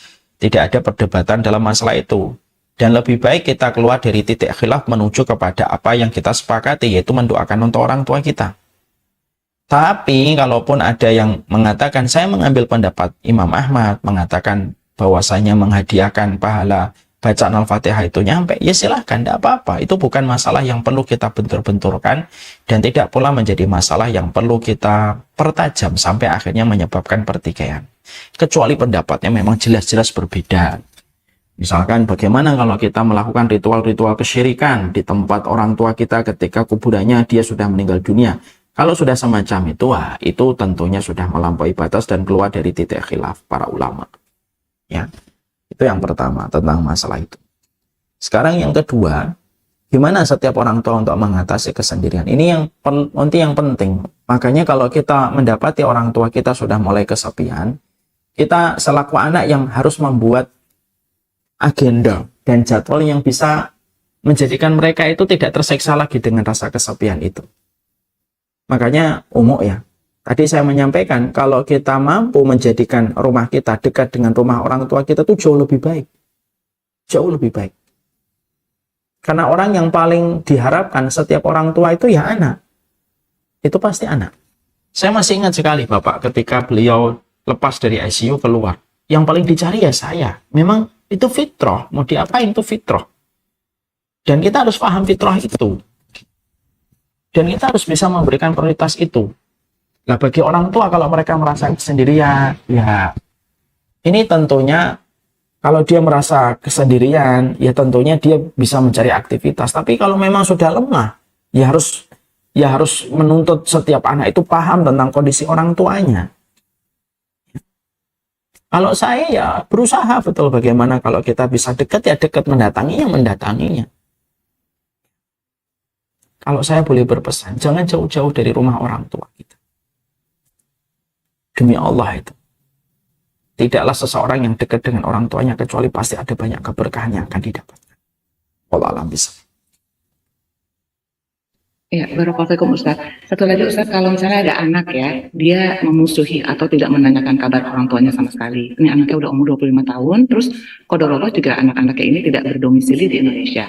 Apakah kesalahan tersebut itu bisa dikatakan menjadi kesalahan orang tua, dan kira-kira apa yang harus dilakukan, langkah-langkah apa yang dilakukan orang tua kepada anaknya? Tadi Om, Jadi ada anak umur 25 tahun, sudah balik tapi tidak berdomisili di Indonesia, dia memusuhi atau tidak pernah menanyakan kabar orang tuanya sama sekali. Apakah itu menjadi kesalahan sikap anak tadi tersebut itu begitu? Apakah menjadi kesalahan orang tua? Terus bagaimana langkah orang tua untuk kepada anaknya itu, Ustaz? mencari siapa yang salah menurut saya tidak ma'ruf dan tidak tepat. Siapa yang salah? Ya bagaimanapun anak itu salah. Karena dia memusuhi orang tuanya, berjauhan dengan orang tuanya, tidak menyapa orang tuanya, itu salah. Jelas salah itu. Walaupun kita tidak nafikan bisa jadi terbentuknya anak semacam itu ya karena sikap orang tuanya. Ketika mungkin mereka tidak memiliki ilmu, ketika mendidik anak mereka, sampai terjadilah apa yang didapatkan hari ini. Ya kalau kondisi ini sudah berjalan, ya sudah, yang harus dilakukan itu adalah menuntut kelapangan hati salah satu pihak. Kalau anak 25 tahun biasanya yang masih semangat-semangat dengan idealismenya. Yang kita harapkan siapa? Ya yang kita harapkan untuk mengalah itu ya orang tuanya. Karena tentunya kita tidak ingin kan anak kita masuk neraka gara-gara kita terus biarkan anak itu durhaka kepada kita. Jadilah orang tua yang tentunya tidak ridho dan tidak nyaman kalau anaknya itu melakukan durhaka kepada dirinya, bukan karena dia merasa kecewa, tapi karena sesungguhnya dia tuh takut anak itu akan masuk neraka. Jadi kalau kita mengatakan jangan durhaka kepada saya, itu katakan kita harus mulai ajarkan sama anak kita. Nak, jangan durhaka sama Abi ya. Bukan karena Abi itu butuh respek kamu dan butuh kebaikan kamu, enggak. Tapi karena kamu nanti ketika durhaka kepada Abi, kamu dekat dengan neraka dan bisa terjilat oleh api neraka. Jadilah orang tua yang tentunya kita ingin supaya anak kita itu tidak durhaka. Nah kalau kita mendapati kondisi anak kita 25 tahun memusuhi kita, meninggalkan kita, ya kita berupaya. Gimana ketika kita yang sudah paham ilmunya, kita mengalah. Bukan karena anak itu, tapi mengalahnya karena Allah. Mengalah. Kalau memang mengalah itu ada kebaikannya, ya sudah mengalah. Bagaimana hubungan interaksinya diperbaiki, bagaimana diberikan tanda dan sinyal kepada anak itu bahwasanya kita selaku orang tua itu sangat mencintainya. Berikan hadiah, berikan perhatian supaya anak itu luluh kembali.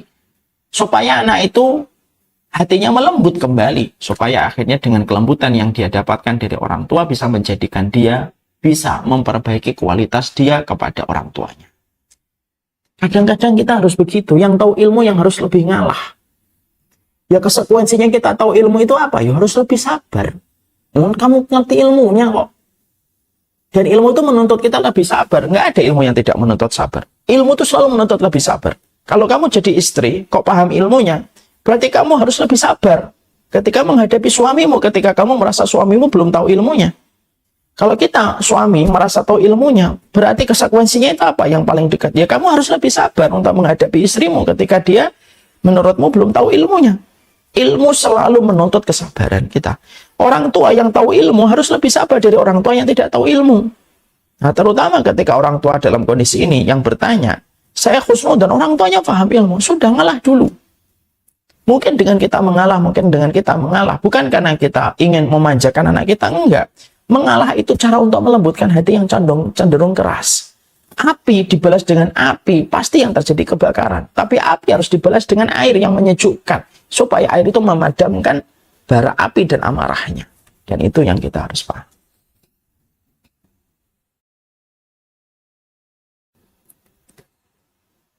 Masya Allah, Ustaz. Barakallahu fikum, Ustaz. Insya Allah paham, Ustaz. Baik, Ustaz. Untuk pertanyaan selanjutnya, insya Allah akan dilanjutkan oleh Utilusi. Tafadhol Utilusi. Ya, jazakillah khairan TV-nya. Assalamualaikum warahmatullahi wabarakatuh, Ustadz dan para jamaah. Salam warahmatullahi wabarakatuh, Mulusi. Selamat ya Ustadz, luar biasa Ustadz. Menjadi orang tua yang anaknya. Nah, perlu ini nih Ustadz, perlu kiat-kiat juga nih Ustadz. Saya bacakan dulu ya Ustadz ya. Masya Allah, 8 anak itu nggak gampang ya Ustadz ya. Itu Iya, semua kan titipan ya Ustadz. betul. Ya Allah. Oke, saya akan bacakan dulu pertanyaan, nanti kita... Itu saking banyaknya, kadang itu di rumah di setiap tempat tuh selalu ada anak saya. Masya Allah. Jadi saya pernah masuk itu rumah gitu, di depan ketemu anak, nanti ke living roomnya ketemu anak, naik ke tangga ada anak, di atas tangga lantai 2 ada anak, di lantai atas ada anak, masuk kamar ada anak. Saya sempat kadang mau bercanda sama istri, Masya Allah ya, Abi itu dari depan garasi sampai ke kamar ada anak semua.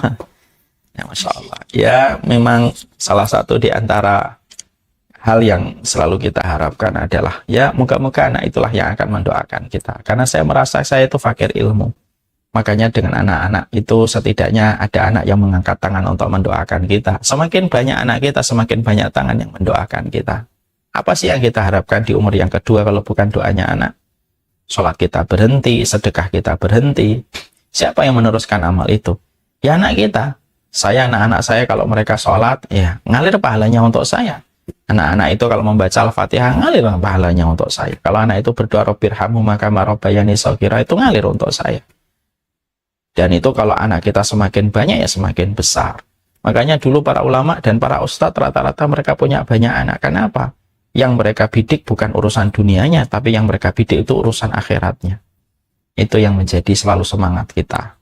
Semoga Allah memberikan kekuatan untuk kita menjadi orang tua, mengampuni dosa dan kekurangan kita selaku orang tua. Wallahu a'lam bishawab. Amin, amin, ya rabbal alamin. Masya Allah Ustadz. Oke, baik Ustadz. Ini kita mulai bertanya nih ya dari Ibu Hertin. Mau tanya mengenai apakah kiat atau ilmu dan doa khusus agar kita menjadi orang tua yang di hari tuanya nanti punya hati yang berkah, nggak selalu merasa kesepian dan terus bermanfaat buat orang lain, sehingga anak-anak kita tetap bisa membagi waktunya untuk bertaburan mencari kebaikan, pengalaman, kebahagiaan, dan syiar di bumi Allah yang luas, Ustadz. Untuk tidak merasa kesepian di hari tua itu Ibu Umulusi, 1, mintalah kepada Allah kita memiliki pasangan cita rasa sahabat. Karena bersama orang yang tepat kita tidak akan pernah merasa sepi. Makanya saya selalu berkata, walaupun perkataan ini selalu ada pro dan kontra, saya tuh selalu ngomong, orang yang lebih berat didoakan pertama kali bukan anak, tapi adalah pasangan kita yang telah membersamai kita dan telah menghalalkan dan dihalalkan diri kita di hadapan Allah. Anak-anak nanti akan punya jalur hidupnya masing-masing, dan kita nanti akan bersama dengan pasangan kita. Mintalah kepada Allah supaya kita itu mendapatkan persahabatan bersama dengan pasangan hidup kita. Makanya Imam Ibnu Katsir membuat quote paling romantis yang pernah saya baca dari seorang ulama serius, yaitu seorang Imam Ibnu Katsir. Quote-nya apa? Yang paling romantis. Tidak ada persahabatan yang paling agung yang aku pernah lihat kecuali persahabatan antara seorang suami dan istri. Mendapatkan suami dan mendapatkan istri itu takdir. Tapi mendapatkan suami atau istri cita rasa sahabat itu anugerah dan karunia. Mintalah sama Allah supaya kita diberikan pasangan-pasangan yang dipanjangkan umurnya bersama dengan kita dalam taat. Berdoalah kepada Allah supaya kita dibersamakan dengan pasangan kita menua dan senja bersama di dalam ibadah. Dan bukan hanya taat dan ibadah, tapi mereka merupakan sahabat terbaik kita pada kehidupan. Itulah sahabat terbaik. Nggak akan pernah kesepian seseorang yang mereka itu mendapatkan pasangan cita rasa sahabat. Makanya ibu nanti kalau mendoakan, sebelum mendoakan anak, doakan suaminya dulu. Semoga dia jadi sahabatku hari ini, esok, dan di usia tua. Ada yang ngomong pernah saya mendoakan anak dulu, Ustaz, baru suami saya. Kalau saya mengatakan enggak, kalau saya mendoakan pasangan saya dulu, baru mendoakan anak. Karena apa? Ya karena pasangan itulah yang terus akan membersamai kita dalam perkara-perkara yang halal dan Allah ridhoi. Bercandanya kita, dan orang kalau semakin dia cita rasa sahabat, ya bisa bercanda, bisa serius, bisa terkadang tegas, tapi dominan sehari-harinya itu diisi dengan sesuatu yang menyenangkan. Dan itu kita harus selalu berdoa. Jadi kalau ibu tanya, gimana Ustaz supaya kita tidak kesepian? Ya jadikan suamimu itu adalah sahabat untukmu. Jadikan istri kita itu adalah sahabat terbaik untuk kita. Karena itu yang sejatinya kita butuhkan untuk mengusir rasa kesepian. Itu yang pertama. Yang kedua, pastikan kita memiliki aktivitas-aktivitas yang mendekatkan kita kepada Allah di waktu lapang. Seperti membantu dakwah. Pasti Allah akan memberikan kepada kita, ya, peneman di waktu-waktu kita sendirian, ketika kita merasa, ketika kita mau sangat membutuhkan Allah. Ta'aruf ilallahi firraha ya'rifka fi syiddah. Kenali Allah di waktu lapangmu, Allah pasti mengenalimu di waktu sulitmu. Allah yang menghadirkan kepada kita. Ya, makanya bisa jadi akhirnya banyak hal yang kita harus lakukan untuk bisa menjadi sebuah legasi kita nanti untuk di masa tua kita. Membantu dakwah, memaksimalkan semua dakwah yang kita lakukan, membantu orang solih gitu ya, di dalam setiap proyek akhiratnya. Dengan satu tawasul. Tawasul kita kepada Allah menjadikan perantara, ya Allah jadikan ini menjadi keberkahanku di usia senja.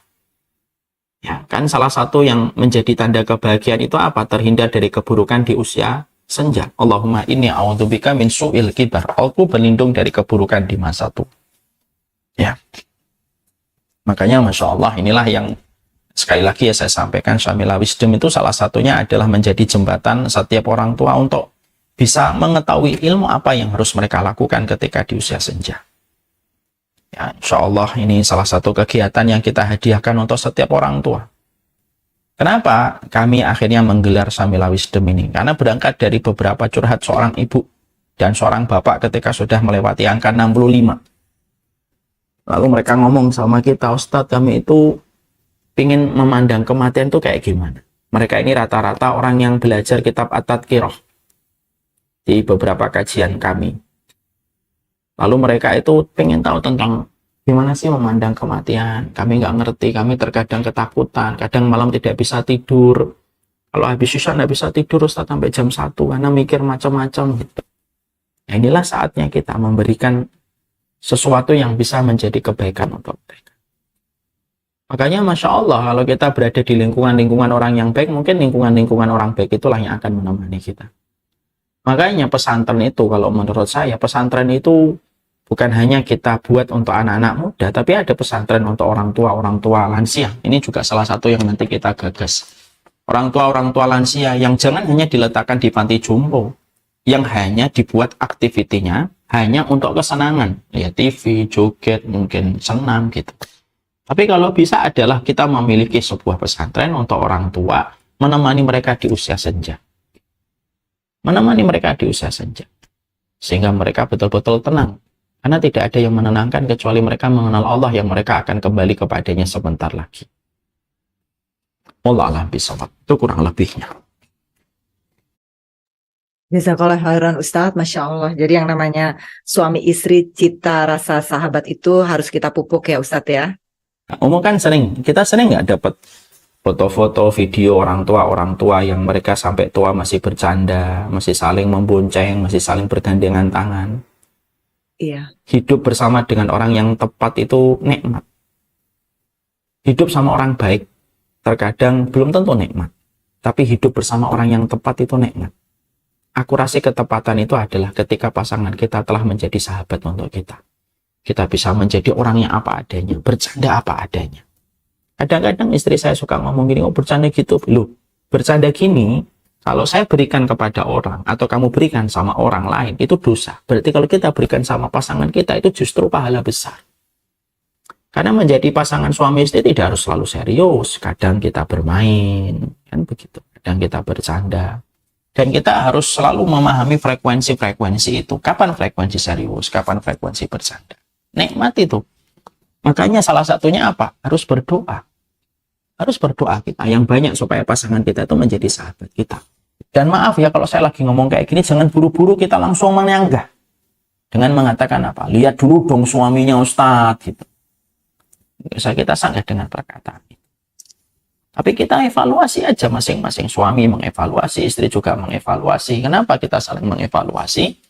Ya karena bisa jadi apa yang tidak kita peroleh pada kehidupan rumah tangga itu juga bisa jadi karena mungkin kita terlalu menuntut hak tapi tidak memperhatikan kewajiban. Kalau kita berumah tangga sudah didominasi dengan perasaan untuk saling terus menyalahkan dan terus mengurangi dengan apa yang seharusnya yang didapatkan pasangan kita, ya sampai kita menikah 1000 kali pun juga tidak akan pernah kita merasa bahagia. Karena sesungguhnya konsep pernikahan itu bukanlah ketika kita tidak menemukan kekurangan, enggaklah. Konsep bahagia dalam pernikahan itu kan simpel, ketika sabar kita lebih besar daripada kesalahan dan kekurangan pasangan kita. Masya Allah, jazakallah khairan Ustadz. Ya, baik Ustadz. Pertanyaan berikutnya Ustadz. Kalau misalnya bertanya, seorang anak menikah tanpa diketahui keluarga, tahu-tahu sudah nikah, orang tua tidak mau. Nah ini juga ya, saya mengetahui tidak ada sudah nikah, tapi ayahnya sudah dianggap tidak ada. Bagaimana solusi seorang anak harus berbakti kepada orang tua, tetapi orang tua dianggap tidak ada? Oh ini belum jelas Ustadz, laki atau perempuan nih Ustadz?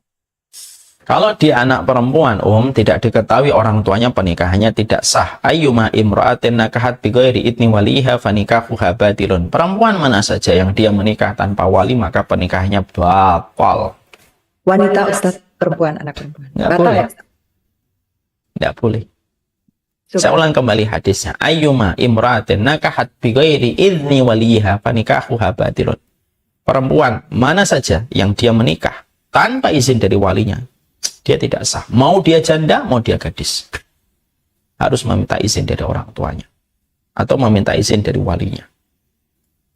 Kalau dia laki-laki, maka sesungguhnya kualitas macam apa seorang anak yang mereka tidak memberitahukan kepada orang tuanya pernikahan. Hati-hati. Kamu hari ini menikah tanpa persetujuan orang tuamu, bisa jadi 20 tahun lagi, 25 tahun lagi, kamu akan meneteskan air mata yang deras. Mungkin anakmu akan menikah dan tidak ada hajat baginya untuk memberitahukan kepada dirimu. Sebagaimana dulu kamu tidak butuh orang tuamu ketika menikah. Wallahu a'lam bishawab. Jadi selama itu pernikahannya tidak halal Ustadz ya? Kalau perempuan, kalau dia menikahnya tanpa izin wali, nggak boleh, Namanya nggak sah, gimana? Sholat kalau nggak sah, batal atau tidak batal? Subhanallah, berat sekali ya. Mau sholat, tapi tidak membaca Al-Fatihah, sah atau tidak sah? Iya, tidak sah itu syarat sahnya sholat ya Ustadz? Iya, kalau tidak sah, gimana hukum yang tidak sah? Iya, iya Ustadz. Barakallahu fiik Ustadz. Baik Ustadz, pertanyaan berikutnya Ustadz. Apakah membacakan surat Yasin setiap malam Jumat setelah maghrib untuk orang tua akan sampai? Kalau membacakan Al-Quran, maka tadi sebagaimana kembali kepada kaidah tadi. Tapi dalam kaidah tadi membacakan Al-Quran itu, ya Al-Quran boleh Yasin, boleh surat Al-Kahfi. Bagi yang berpendapat itu nyampe, silahkan. Bisa surat Yasin, bisa surat Al-Kahfi, bisa surat Al-Fatihah, bisa surat Al-Baqarah. Bagi yang meyakini bahwasanya memberikan hadiah bacaan Quran kepada mayit itu sampai. Wallahu a'lam bishawab. Ya, baik Ustadz. Ini ada lanjutannya, pernikahan beda agama. Apalagi beda agama ya Ustadz ya, tambah selain anak perempuan nggak izin sama walinya, terus pernikahan beda agama ya emang udah benar-benar tidak bisa diterima ya Ustadz ya? Iya, itu mulusnya sudah tahu, insya Allah sudah paham. Ya, baik Ustadz. Ini pertanyaan sudah selesai Ustadz. Kita diskusi sedikit ya Ustadz ya. Tadi mengenai yang rasa sahabat ini nih Ustadz. Kita tuh sebenarnya semakin bertambah usia, semakin udah makin tua, ya namanya romantis, yang namanya bercanda, yang namanya rasa sahabat itu sebenarnya harus kita pupuk lagi ya Ustadz ya. Dan itu kewajiban di Islam mungkin ya Ustadz? Iya kita nggak bisa membayangkan kalau di dalam pernikahan itu tidak ada cita rasa sahabat. Berat sekali kehidupan yang harus kita jalani bersama pasangan kalau kita tidak lagi bercita rasa sebagaimana cita rasa sahabat. Makanya Lucy kalau mendapatkan suami yang masih bercanda itu nikmat yang luar biasa. Dan bagaimana seorang laki-laki kalau mendapatkan istri yang dia masih bisa diajak bercanda. Wow, itu nikmat yang luar biasa itu. Itu nikmat yang luar biasa. Mintalah kepada Allah supaya kita bukan hanya diberikan suami atau istri, tapi diberikan pasangan yang bercita rasa sahabat. Bercanda itu salah satu nikmatnya hidup dalam kehidupan berumah tangga. Iya, betul. Makanya caranya apa ya? Caranya kita manfaatkan quality time, harus senantiasa kita perbanyak quality time kita bersama dengan pasangan. Terkadang kita harus escape ya, new escape itu kalau pas di antara rutinitas pekerjaan rumah tangga yang hektik banget gitu, kita new escape lah, pergi sebentar berdua dengan pasangan kita entah minum kopi, entah minum teh gitu, sambil kita ngobrol-ngobrol yang sifatnya ringan gitu. Karena memang dalam pernikahan itu kan tujuannya itu supaya kita bisa bermain-main kan, supaya kita bisa rileks dalam hidup. Makanya jadi istri jangan serius-serius banget sama suami, karena tujuan pernikahan itu bermain-main. Permainan yang dicintai oleh Allah itu ya permainan suami istri. Makanya Rasulullah kan berkata sama Jabir, kenapa kamu tidak nikahin seorang gadis yang kamu bisa antula ibaha watula ibaka, yang kamu bisa bermain dengannya dan dia bisa bermain denganmu. Artinya Rasulullah itu pengen ngomong kepada kita dalam hadis riwayat Jabir, ya memang salah satu tujuan kita pernikahan itu adalah ya kita itu menikmati permainan mubah yang diridhoi oleh Allah bersama dengan pasangan kita. Serius tetap, wajib tetap serius, tapi bukan berarti akhirnya mendominasi dan menghilangkan keakraban dan nuansa bercanda. Makanya kan Rasulullah kan tadi ngomongnya sama Jabir, kenapa kamu nggak nikahin seorang gadis yang kamu bisa bermain-main dengannya dan dia bisa bermain-main denganmu? Nikah itu mendapatkan ketenangan itu. Ya, makanya tidak semua masalah yang dihadapi suami itu, menurut saya belajar dari banyak para ulama. Para ulama mengatakan tidak semua masalah yang dihadapi oleh suami itu harus diceritakan kepada istri. Kenapa? Nanti malah istrinya serius menanggapi semuanya dan akhirnya salah satu komponen penting dalam pernikahan untuk santai bercanda itu hilang. Ada masalah yang kita bagi untuk istri kita, ada masalah yang harus dihadapi oleh kita sendirian. Dengan kita itu betul-betul berharap sama Allah dan minta lingkungan kita yang terbaik dari sesama laki-laki yang beriman. Tapi memang tujuan pernikahan itu bermain-main. Coba nanti Lucy baca hadisnya lewat Jabir itu. Nikah itu main-main gitu. Kalau kita dapetin pasangan kita lagi ngambek ya sudah, santai dulu. Namanya mungkin adalah lagi take a break gitu. Ini mungkin lagi masa istirahat. Karena setelah kita bertengkar kadang justru rukunnya lebih besar gitu. Harmonisnya menjadi lebih banyak. Maka itu yang kita harus selalu lakukan gitu. Makanya kapan seseorang laki-laki itu bisa bermain-main dengan perempuan? Kalau dia sudah nyaman. Jangan pernah teriak sama suami. Jangan pernah ngomong yang jelek sama suami, yang mungkin omongan itu akan dilihat sama suami. Ini juga sebaliknya loh ya kalau saya ngomong. Karena apa? Biasanya menangnya pelakor itu ya karena mereka memberikan apa yang tidak diberikan oleh istrinya. Atau sebaliknya. Ya. Makanya akhirnya apa? Hindari perkara-perkara yang bisa menghilangkan unsur ketenangan dan suasana yang harmonis di dalam rumah tangga. Kalau dalam Islam itu para ulama mengatakan apa? Istri jangan pernah teriak sama suami. Semarah apapun jangan pernah teriak sama suami. Itu termasuk tabu dan itu dosa besar. Jangan teriak sama suami.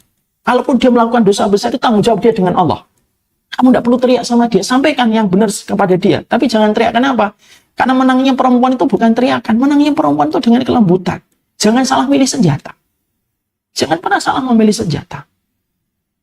Ya.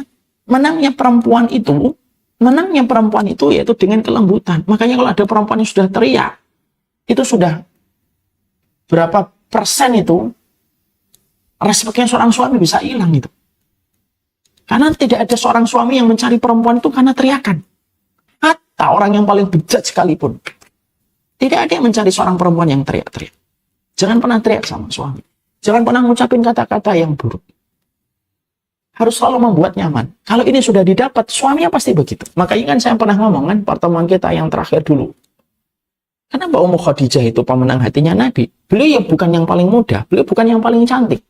Istrinya Nabi itu semuanya cantik-cantik dengan izin Allah. Siapa yang tidak cantik? Ibunda Aisyah cantik. Zainab, Masya Allah ibunda kita. Rupawan wajah dan parasnya. Maria Qibtiyah, sampai Ummu Salamah sekalipun yang paling tua pun, kata ibunda Aisyah, aku masih melihat bekas-bekas kecantikan rona di wajahnya seorang Ummu Salamah. Tapi kenapa yang memenangkan hatinya Nabi itu adalah ibunda Khadijah? Ya karena untuk memenangkan hati seorang suami itu bukan dengan paras, tapi ketenangan. Banyak perempuan yang, maaf ya, salah memahami. Oh kalau ingin mempertahankan suami itu harus sering ke salon gitu. Tidaklah. Kalau kita mencari paras, kecantikan, ada 1 juta perempuan yang lebih cantik daripada orang yang ada di dalam rumah kita. Tapi kenapa para laki-laki yang baik tetap pulang ke rumah? Kenapa tetap para laki-laki yang baik itu tetap nggak apa-apa? Kenapa yang laki-laki itu tetap pulang ke rumah? Ya karena sesungguhnya dia mendapatkan ketenangan. Dia mendapatkan ketenangan. Ya ketenangan itulah yang harganya paling mahal. Dan itulah yang kita dapatkan dari kisahnya Khadijah. Ibunda Khadijah itu tidak pernah teriak sama sekali.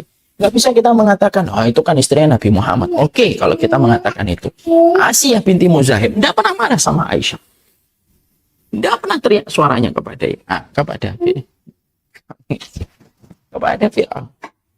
Karena apa? Harga dari sebuah ketenangan itu melampaui apa? Ya.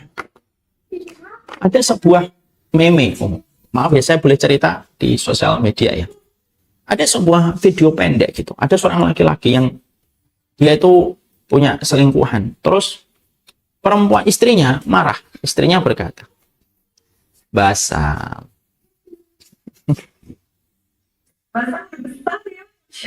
Iya. Tuh Basam dipanggil tuh sama Budi.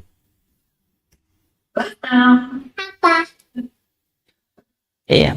Maka sang suami itu diinterogasi sama istrinya. Dia tidak lebih cantik daripada saya. Dia tidak lebih kurus daripada saya. Dia tidak lebih pintar daripada saya. Lalu kenapa kamu tetap memilihnya? Istrinya teriak. Jawaban dari suami itu adalah, memang dia tidak lebih kurus dari dirimu. Dia tidak lebih langsing dari dirimu. Dia tidak lebih putih dari dirimu. Dia tidak lebih cantik dari dirimu. Tapi dia tidak pernah teriak. Dia tidak pernah mengatakan saya idiot. Saya tidak pernah mengatakan saya bodoh. Dia tidak pernah memberikan kecuali rasa kenyamanan. Gitu. Ini tidak kita ambil salah satunya ya, bukan untuk saling membenarkan, enggak. Tapi kita mendapatkan bahwasanya dalam perkara ini adalah bahasa yang kita harus pahami dari para ulama itu adalah laki-laki itu yang dibutuhkan ketenangan, kata Imam Ibnu Katsir. Dan ini yang kita nanti akhirnya dapatkan ini. Kecuali kalau sudah seorang wanita memberikan ketenangan lalu akhirnya sang suami masih kayak gitu. Tanggung jawab dia dengan Allah begitu berat nanti. Laki-laki semacam ini begitu berat di hadapan Allah. Makanya Masya Allah inilah yang kita harus selalu harapkan kan. Kita harus selalu manajemen konflik kita, manajemen kita bermuamalah. Karena yang kita pikirkan itu nanti di masa tua gitu. Kita tidak akan pernah kesepian bersama orang yang tepat. Definisi orang yang tepat itu selalu akan menghadirkan riuhnya kegembiraan dalam hari-hari yang kita jalan. Kita kecewa, iya, tapi kecewanya pasti cepat hilang. Kita pernah sedih, iyalah. Bersama orang tepat itu bukan berarti nggak pernah kecewa, kita nggak pernah sedih, nggak pernah marah. Enggak lah, kita tetap manusia biasa. Bersama dengan orang yang tepat itu juga kecewa, marah gitu. Tapi semuanya cepat hilang. Karena yang namanya bersahabat itu, nggak ngobrol 3 hari itu rasanya nggak enak. Allah alam bisa. Nah, nanti Ustaz, kalau misalnya Bagi laki-laki Ustadz, anak banyak Ustadz. Sementara kebutuhan laki-laki saat itu juga di kantor lagi penat gitu ya Ustadz. Lagi perlu seorang istrinya, istri sahabat itu lagi diperlukan. Tapi sampai rumah, aduh teriakan yang satu di sini, nangis di sini, satu ngompol di sini, satu ini. Itu akhirnya suami, udah deh, apa saya keluar dulu ya, karena di rumah terlalu penat dengan teriakan anak, ini gitu loh Ustadz. Jadi kesabaran suami pun dan pengertian suami pun itu sangat diperlukan ya Ustadz ya. Karena si istri juga bingung nih antara anak atau suami. Sementara suaminya juga terkadang juga, ayolah sebentar lah, mau minta ditemenin, minta ngobrolnya didengerin, seperti itu kan Ustadz. Ya saling memahami love language-nya aja lah kalau kayak gitu. Iya, Kalau saya sih, maaf ya, ini hanya sering dikit. Kalau saya love language saya lagi habis, saya ngomong, lebih baik saya ngomong daripada bertengkar. Bu, ini tangki saya lagi kosong nih, nanti kalau pulang jangan disenggol dulu ya gitu. Ini love language saya lagi habis tangkinya. Contoh nih habis ngajak anak dari pagi sampai malam gitu ya. Pulang itu udah capek gitu. Nah, jujur aja kita ngomong, nih tangki kasih sayang saya lagi merah nih. Love language-nya lagi habis. Nanti biasanya Bipu akan jawab ya Bi gitu. Pulang, ya sudah, dia tahu love language-nya itu apa. Love language-nya itu apa. Nah, nanti terus akhirnya di cover sama beliau. Kadang juga sama gitu. Kadang-kadang ketika saya ngeliat, wah tangki kasih sayang istri saya mulai habis nih. Ya, saya ajak, oh love language-nya istri saya itu yes, minum kopi berdua setengah jam aja itu sudah nambah love language dia gitu. Nah, kadang-kadang yang kita harus saling sensitif dan sadar. Itu pun juga belum menjamin kita tidak bertengkar loh.